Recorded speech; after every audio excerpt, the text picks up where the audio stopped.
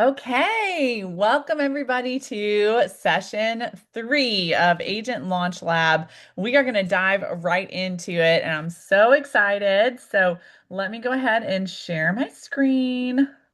And we're ready to go, you guys. So, welcome, Agent Launch Lab, session 3. Today's topic, we are focusing on lead generation and the CTA, which means call to action database model. Reminder, this I highly recommend. Get your book.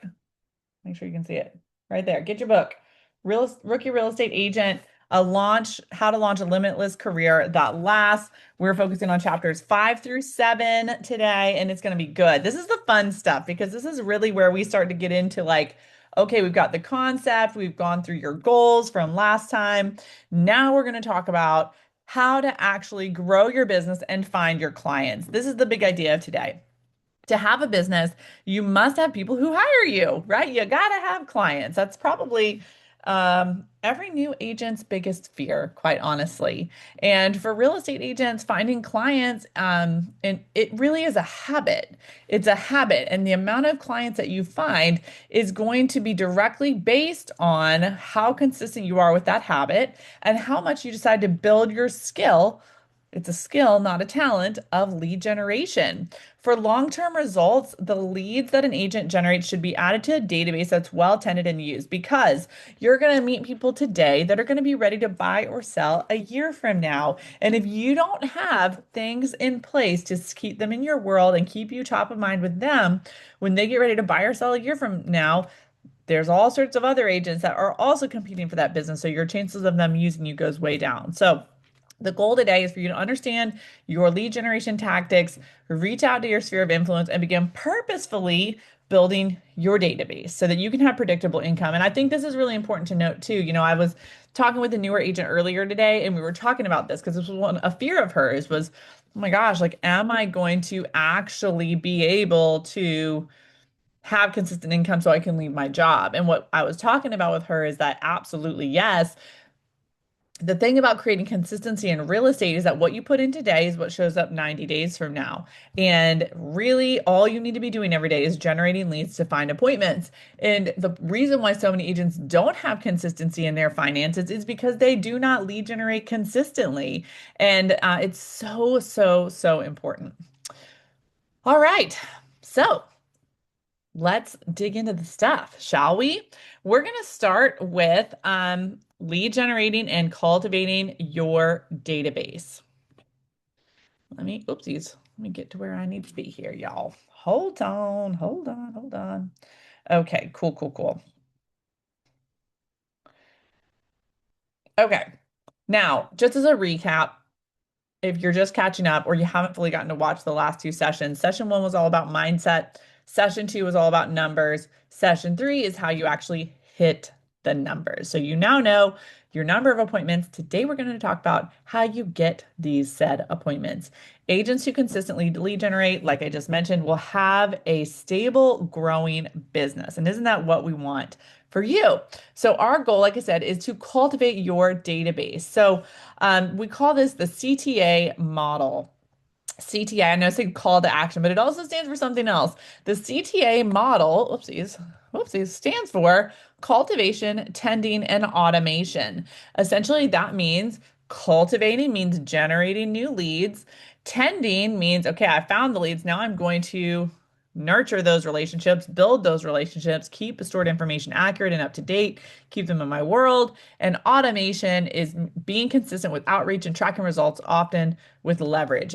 Automation is how you stay consistent, if that makes sense. It's super important because honestly, as you grow your business, it might not feel like a huge deal when you're brand new, but it's as your business grows. I mean, you got to think about this. If the stats say that in order for you to be the top of mind realtor, that people need to hear from you every 15 to 21 days in some way, shape, or form. That's fine if you are talking to 20 people. But when you really need over a couple hundred people in your database, right? At least 200, but I really like to be trying to get to more like 500 plus in your database. And how are you going to talk to 500 people every 15 to 21 days? You're not. And that's why automation is super important for your sanity and for your results. So I want you to think about lead generation. It's not a one-time action, it's a cycle. So delete it out of your brain, the thought of like, okay, I'm going to post on social media and then I'm not going to talk about it again because then everybody knows I'm a realtor and I don't want to be salesy. And so if they want to use me, they'll reach out. Not true. Not true. The average person knows 9 to 10 realtors. And when they get ready to buy or sell, 80 something percent, like 82% choose they interview one realtor, not all nine. And if you're not top of mind, you're not even going to get the opportunity for business. And so this is a cycle. Cultivate, tend, automate, and again, rinse and repeat.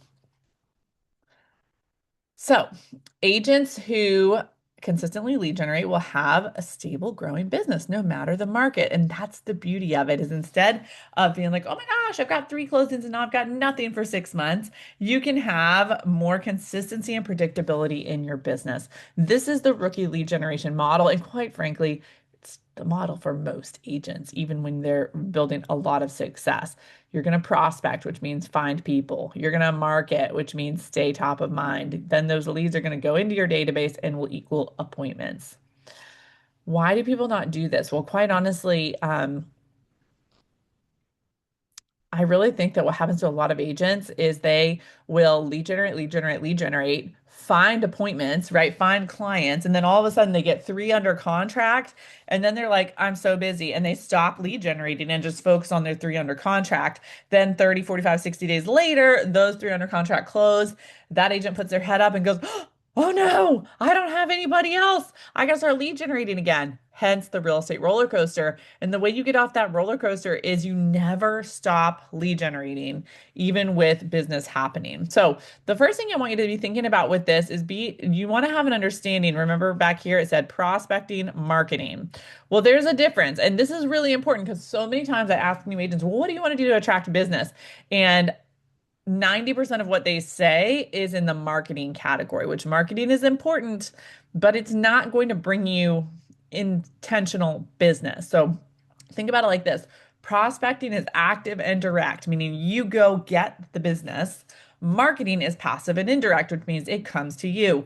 When I was a new agent, this was a very big aha and something I had to really like intentionally adjust in my business because there was a period where I was doing tons of marketing. And the frustrating part about that, because I was more heavily focused on marketing than I was prospecting, my business felt very out of control because I was like, oh my gosh, I'm literally just sitting around every day, like wondering if someone's going to call me or text me based on the marketing that I put out. There's no, like, you're giving all your power away. So think about it that prospecting, you want prospecting to be your main focus with marketing to back it up. When you prospect, you're keeping the ball in your court. And doesn't that feel good as a business owner? If the ball's in your court, then you're waking up every day saying, I am going to go find business today. I'm not putting my future and my family's future and my financial situation in the hands of maybe if somebody else calls me.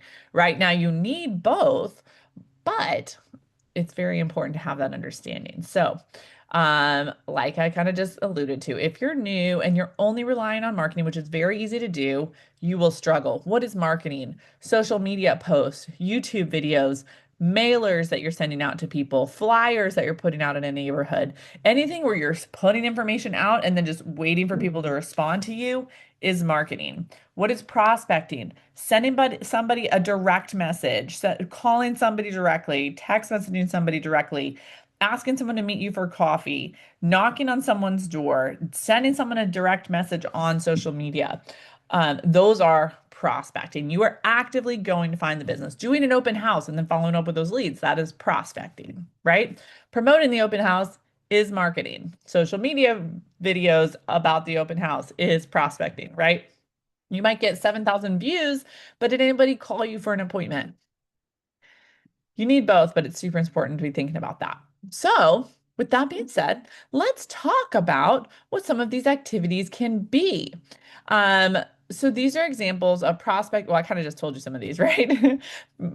Prospecting, active and direct, quarterly phone calls, text outreach, canvassing apartments, networking, door knocking. I like this one, by the way. I think that's a great strategy. You can canvass apartments for first-time home buyer workshops. Great idea. marketing, online advertising, offline advertising, mail flyers, newsletters, blogs, both. Open houses, seminars, community events, social media, email. Does that make sense? I kind of just alluded to that, but that's a really great visual. Take a screenshot of that and remind yourself. What I always encourage people to be doing is have at least three things that are like active prospecting that you're doing regularly with marketing sprinkled in around those things. So I'll give you guys an example just for me. So I do one of my marketing strategies is mailers to our clients, social media, and YouTube, which I guess is kind of social media, right? And so every day I have a strategy to um, input. Sorry, I just saw something pop up. I have a strategy to input, um, do a social media post. I've got mailers sitting right now that are going to go out to my clients. And then I am also every day actively reaching out to 20 people within my database one-on-one to develop business. That makes sense. I'm calling our open house leads that came in. So, um, let's talk about the rule of four. The rule of four. This is so important, you guys. Don't do everything. Repeat after me. I will not do everything. One of the biggest mistakes I find new agents make is they will think they have to do it all, right? They're like, oh my gosh, I love all the ideas. Or another really great way to think about this, like when I was new, I remember like you can go to a class and every agent, we're all salespeople, right? There's a million ways to build this business, and every agent is going to tell you that the way that they build their business is the best way to do it because it's what works best for them. However, it may not work best for you. And I remember when I was a new agent, I tried everything. Like I tried open houses, I called database, I did door knocking, I did expired listings for sale by owners. And some of those things I absolutely loathed. I hated it. For example, calling expired listings is not my jam. The person I learned it from, it was his jam, and he's really good at it. So I wasted a lot of my time trying all these things when I didn't need to. Side note, if you're like, I don't know what my strengths will be with lead generating, we have a strengths assessment you can take that will highlight exactly what type of ways you should be generating leads. So I can help you with that. So you don't waste your time. But all that to be said, the majority of top agents that you meet have three or at the very most four ways that they generate business at any given time. They're not doing 10 things. They're doing a few things well. And so one of my tips for you is pick 3 to 4 strategies that you're going to go deep on and hyper focus on for at least 6 to 12 months so that you can give them a chance to work. The fastest way to fail in this business is to dabble at everything. You cannot chase 12 squirrels, you guys. And if you do everything a little bit, you're going to get very mediocre results and probably just burn yourself out. So, and what does that look like? Okay, if I was going to pick 3 to 4 strategies and go deep on them for 6 to 12 months, that could look like, for example, my database. I'm going to put together a campaign to communicate with my database regularly. I'm going to do open houses regularly, and I'm going to do social media communication consistently. That could be the three. Or I'm going to do YouTube, or I'm going to door knock, right? Whatever the thing is for you. And then you cannot do it for 2 months and then decide it doesn't work. It has to be a minimum of 6 to 12 months because it's a cycle of seeing the results flow in, right? Real estate is a business based on relationships. What do you think makes a relationship with you valuable for a potential client? I would love to hear from you what you think about that. When considering time versus money, the market, and what you enjoy, what lead generation tactics do you think should go in your stack? That's going to be a part of your homework is figuring that out. One piece of advice I would love to give you with this when you're thinking about what do you enjoy and what lead generation tactics should go in your stack, how cool would it be if instead of like forcing you to do things that you call lead generation that you hate, you just said, what do I love to do and how can that be a lead generation method for me? So for example, there's a guy that I know who he loves pickleball. I mean, he like basically is a professional pickleballer. He might actually be a professional pickleballer. I don't remember. But the point is, he loves pickleball. So he said, you know what? I think I want to build my real estate business focused on pickleball. And so he put together in his community a pickleball league that he runs and manages. He does all sorts of stuff surrounding that league. And he did like $40 million in sales last year. And like 90% of it came from his pickleball relationships and connections that he developed through what he is doing in the pickleball league that he built. And that is just the craziest thing, but it can be that simple. So if you love golf, what if you put together a golf group or went golfing with different people every single week? Or you could start a book club with the moms in your neighborhood or a walking club, like or a tots in tow if you have little ones, right? Like get together with other moms with little kids and real estate's going to naturally come up. So these are ways that you can generate leads that are very relational, but are fun. And that's kind of the cool thing about real estate. That was a big mind shift for me was realizing that like socializing and relationship building is actually a part of working in real estate, whereas most other industries, it's not. So I just thought that was an interesting thought, and I wanted to make sure to point that out to you. Okay, let's keep going. Now we're going to talk about building and tending your database. So important, so important.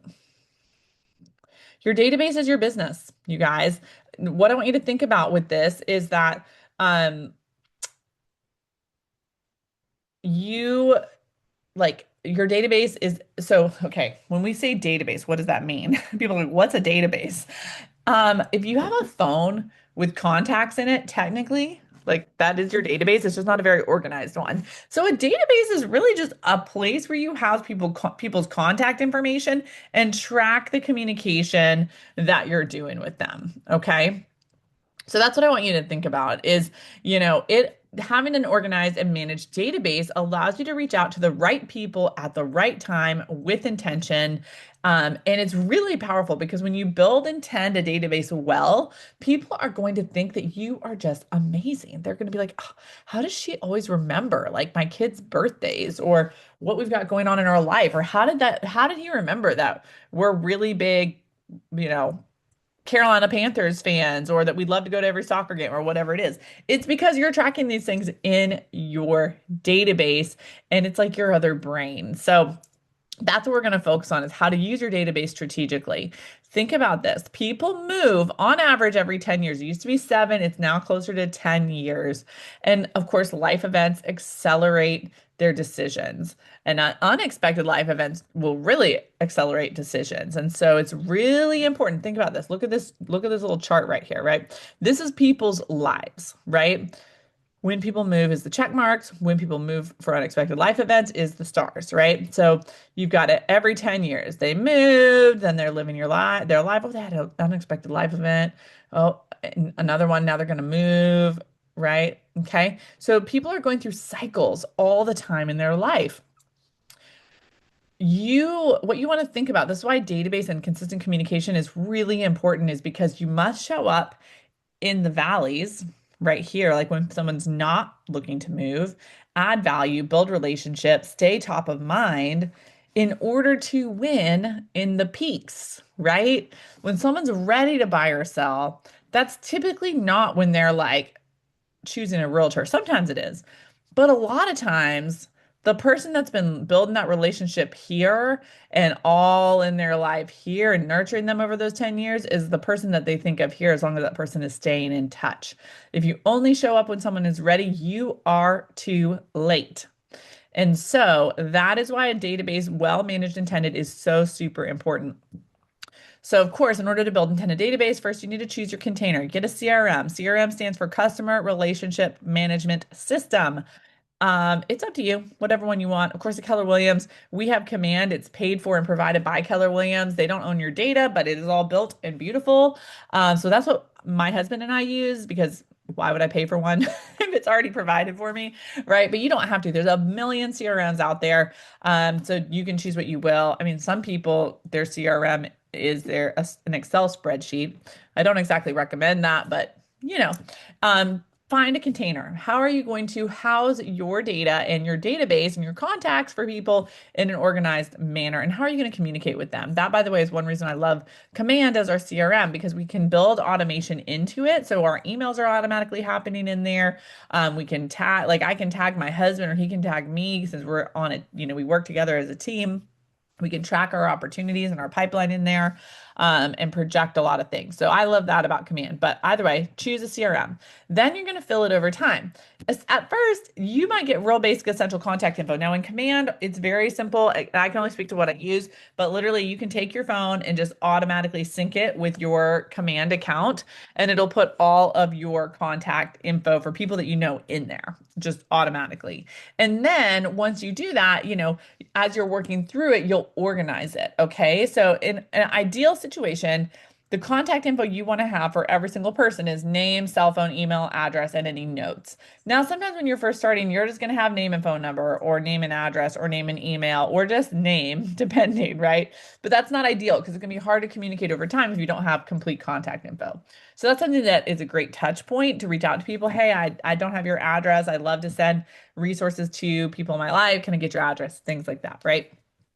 Then, of course, you're going to segment and tag over time. So you're going to organize and categorize people within your database.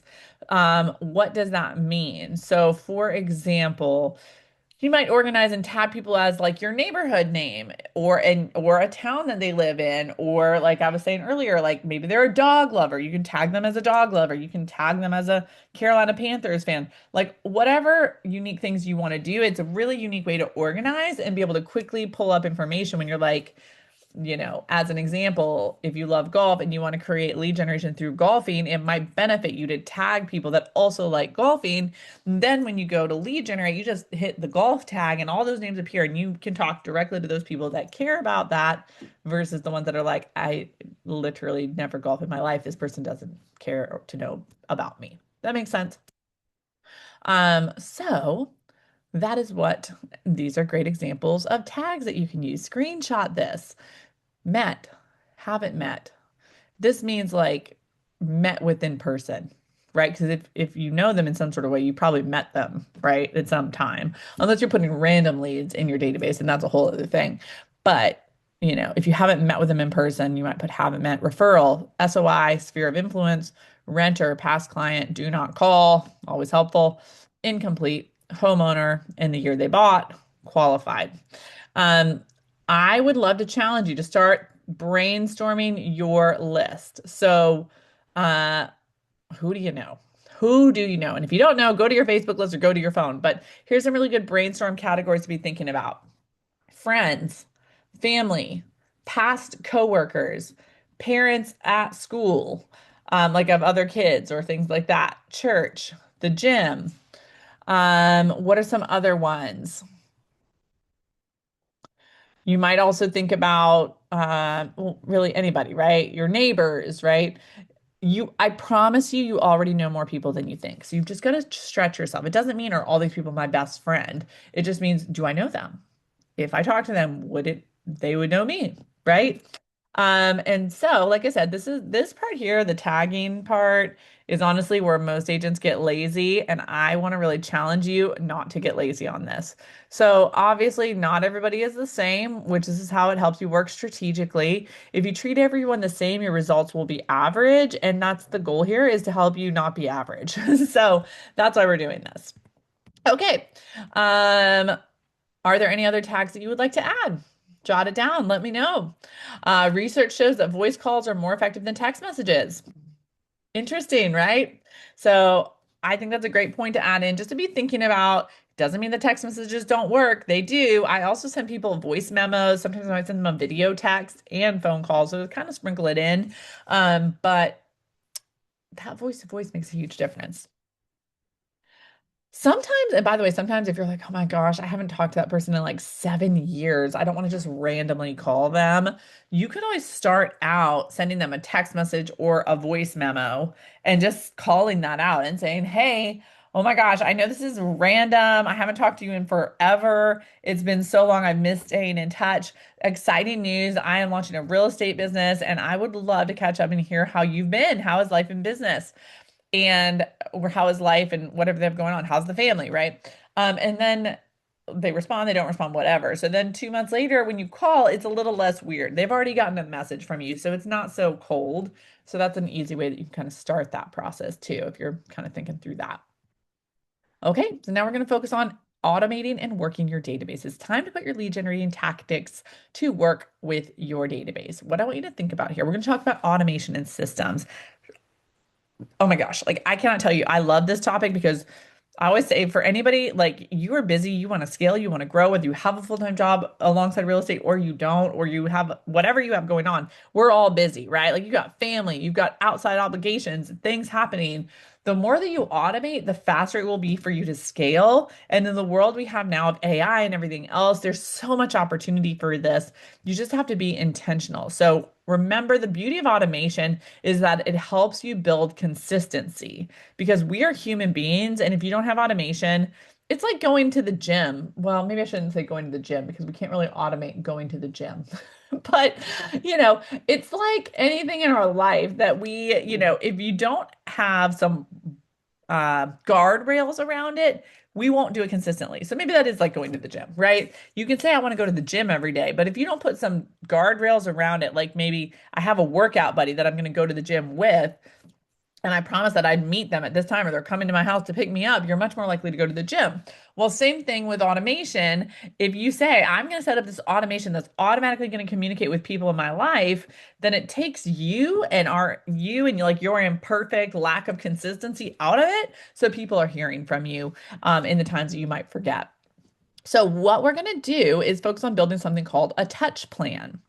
A touch plan is systematic and automated lead generation. It's touches over a long period of time. So you'll hear I talk about this a lot. I call it the 36 touch. And that what the 36 touch means is essentially that we have found statistically that if people hear from you 36 times in a year, that you will typically generate one piece of business for every 10 people that you communicate it with in that way. So if you have 100 people and all 100 hear from you in intentional ways 36 times in the year, you should find 10 pieces of business.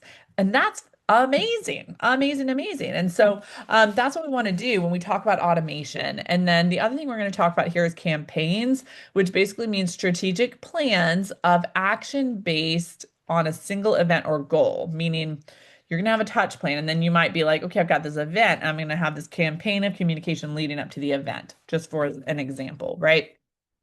So here's an example of what a touch plan could be. This is an example of a 36 touch plan, and I'll explain this a little bit. And remember, it goes into this in like super depth.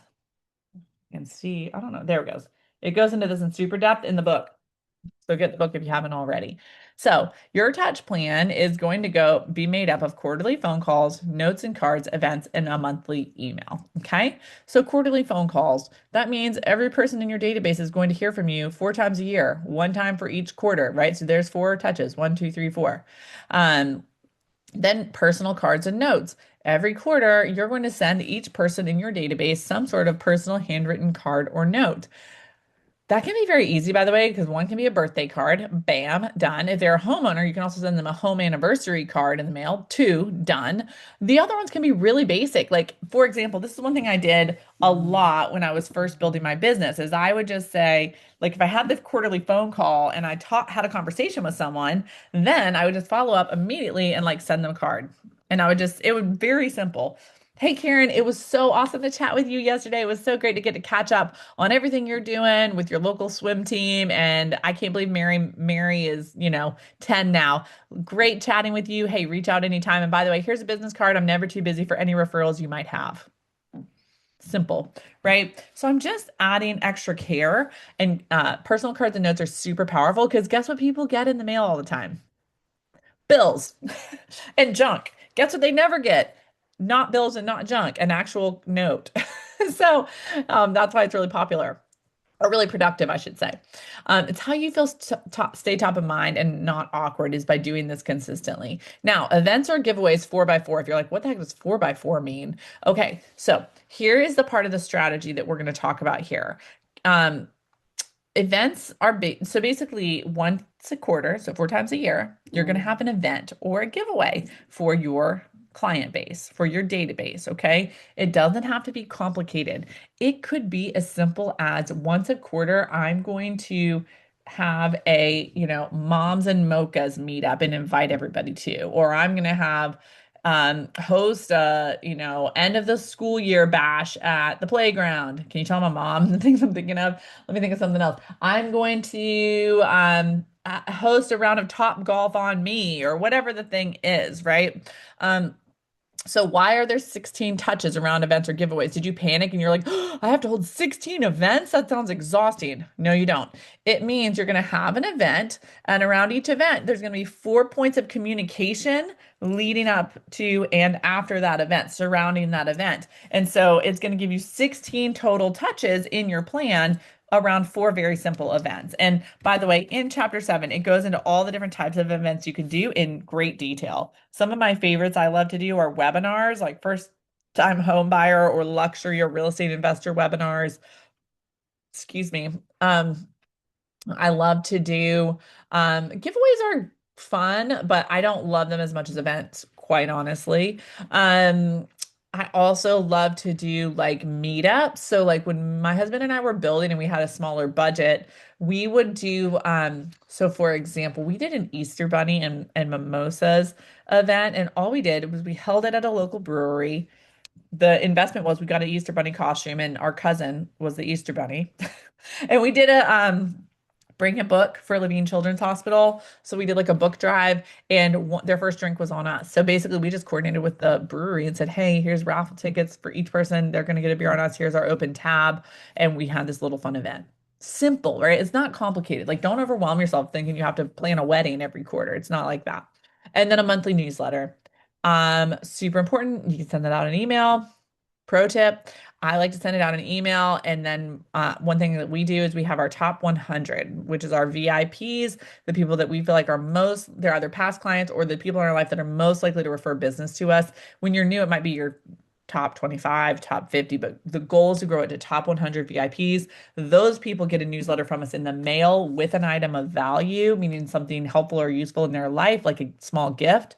It's not expensive. Like, for example, this month, we sent them a market update with what's happening in the Charlotte market with a seed packet in it, like cute, like butterfly flower seed packet thing. It says April showers bring May flowers. The Charlotte market is blooming. And by the way, we're never too busy for your referrals. We hope the seed packet brightens your garden. So this was something simple, but like we do that. So anyways, that equals your 36 touches. Now, automate systems to scale through drip campaigns and then track your results. Okay. So, like I said, this is how you stay top of mind. Now, remember these events and everything. So you're going to have campaigns going on around those. And this automation in general, besides the handwritten notes and the phone calls, is going to be dripping, which means automatically happening throughout the year so that you don't have to be thinking about it all the time.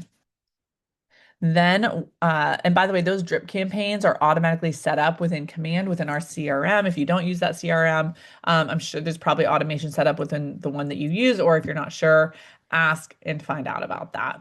And then what you want to do is track this process. So remember what we said, you've got to choose, like, what are you doing, right? Choose, I'm going back all the way back here, right? What are you doing to stay top of mind with people? And you're going to choose those buckets. How am I generating leads? And then we're going to commit to it for 6 to 12 months. I am going to do this automation for 6 to 12 months. And then based on what works or what you love or don't love, after 6 to 12 months, you're going to find your top 4 strategies. If you don't track it, you cannot improve it. And so that's really important to be thinking about. Okay. Okay. Um, Great little thoughts here. Is there a holiday or local tradition that could be the focus of an event campaign for you? Maybe you want to do a Christmas party or like a wine night or a fall photo shoot. There's all sorts of fun little things you could do there. Go into page 104 in this handy dandy book and look at the essential touches that you can do to create a 4 event campaign, or excuse me, 4 touch event campaign. Very simple. Don't you love that it's already mapped out for you? How would a database help you achieve long-term goals based on your personal strengths and weaknesses? And by having a database, I mean a database that's organized, that has everything in it set up to go, that has automation. How is that going to help you? Personally, I would just answer the question. I think for most new agents, what the reason it helps you so much is it gets you out of the way. Like it gets your fears, your lack of confidence, your procrastination, your weaknesses out of the way. All you have to really be doing is making sure you do these quarterly phone calls, these notes and cards, and choose what your events are going to be. But otherwise, all of this other stuff can happen automatically through your CRM. And so I love that it kind of gets you out of the way. And next thing you know, someone reaches out and they're like, I just love everything you send to me. And you're like, really? What was it that I sent? But you don't want to say that, right? But it helps you stay top of mind. Okay. So all that to be said, we are right on time, wrapping it up for the day. Here's your homework, final application for the day. I want you to write down what are your 3 to 4 lead generation strategies going to be? Like, what do you want to start with? And I can also send you guys a list of ideas if you're not sure. But remember, in these slides, if you did not, here's your chance to take a screenshot. Here's some really great examples of things you can do for lead generating, prospecting versus marketing. Take a picture of that and pick your 3 to 4 strategies. What are the 3 to 4 buckets you're going to focus on in order to grow your business? That's challenge number 1 of the session. Challenge number 2 of the session is go ahead and write down right now how many people will you add to your database this week? My challenge to you is it should be a minimum of 20. Now, if you're brand new and you have not yet like set up your CRM and you don't have anybody loaded, fantastic. Because guess what? The first 20 you type in counts, right? If you've already uploaded everybody and you've got your whole database organized and ready to go, then maybe you challenge yourself to how many new leads you're going to generate to add to your database this week. Or if you're somewhere in the middle where you're like, you know what? I mean, I uploaded everything from my phone contacts 6 months ago, and honestly, I haven't even looked at it again because it's super overwhelming to me, or whatever the thing is. Then your challenge might be instead of people I will add to the database this week, is how many people will I organize and tag in my database this week? Maybe you challenge yourself to tag and organize 50 people this week so you can start chunking away and getting that database actually functional because you don't just want this big pile of names and phone numbers. You need it to work for you. And then challenge number 3 of this session is what is your one daily lead gen action going to be this week? Is it calls? Is it text messages? Is it conversations? Is it inviting people to coffee? Is it holding an open house? It is not social media posting, you guys. Social media posting or posting a YouTube video or putting out a flyer is marketing, right? It is great to do, but you're putting the ball in other people's court. So, what is your lead gen action you can do this week that is prospecting based, that is keeping the ball in your court, that is putting you in control of your business so that you can create the outcome that you want? Send me your results of those 3 things. So, remember, here's your homework for the week. Until our next session, write down what your 3 to 4 lead gen strategies are going to be or what you think they're going to be. Um, Write down either if you're going to add 20 people to your database this week, if you're getting people added, if you're meeting new people, or if you're organizing your database this week. And number 3 is choose what is your one most important daily lead gen action that you're going to focus on to get you the results and start moving forward. So you now have the mindset, you have the numbers, you have the plan. Here's the trick. None of what we talked about in these first 3 sessions matters at all if you don't talk to people. That's the most important part. Your business will grow, you guys, in direct proportion to the number of conversations that you have. Get your earbuds out of your ears when you're in line at Starbucks or when you're at the grocery store. Put your phone down and look around if you're standing at the dog park or the playground, or if you're whatever the thing is. Be available to have conversations with people. Be open. The numbers, the plan, the strategy, none of it matters if you don't talk to people. This is a relationship business more than anything else. And you need to make yourself available for those conversations. So, The last thing I will say is if you want to level up, I want to add a little extra challenge for you. And that is before noon tomorrow, I challenge you to text or call 5 people and tell them you're in real estate. Now, if you've already been working your business for a couple years, maybe that means just text or call people to catch up and say, hey, I know we haven't talked in a year or 6 months or whatever, but I'd love to catch up. How have you been? How's life? How's business? They're automatically, here's the thing, you guys, when you ask people things like that and you say, how have you been? How's life? How's business? They're automatically going to say whatever they say, and then they're going to say, how about you? And it opens the door for you to say, you know what? I've been great. Real estate has been keeping me so busy. Gosh, the market is wild, but it's been so much fun. And that's all you say. And it's going to plant a seed. And they're either going to pick it up or not. They're going to say, oh, cool, and move on. Or they're going to be like, yeah, that's so funny you said that because I was wondering how the market is right now or whatever. And then your conversation is going to evolve into real estate. So, it can be that simple. Okay, the last thing I'm going to do is I'm going to give you guys a little example of something you can say.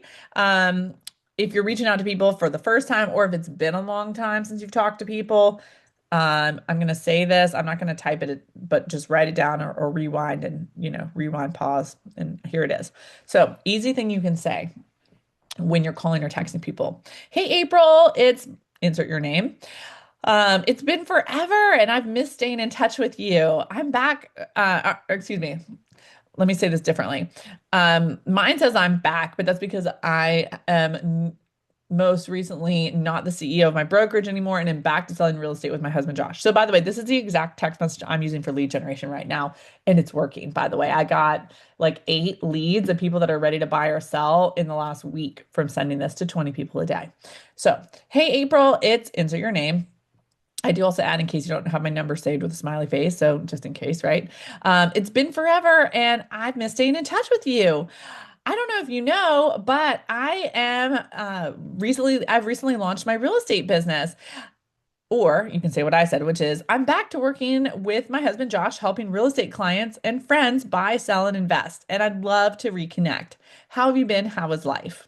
So let me say that again, and I'm going to word it in a way. Let's say you're reaching out to people for the first time as an agent, or like you're a year or two in and you really haven't done this much with your database at all.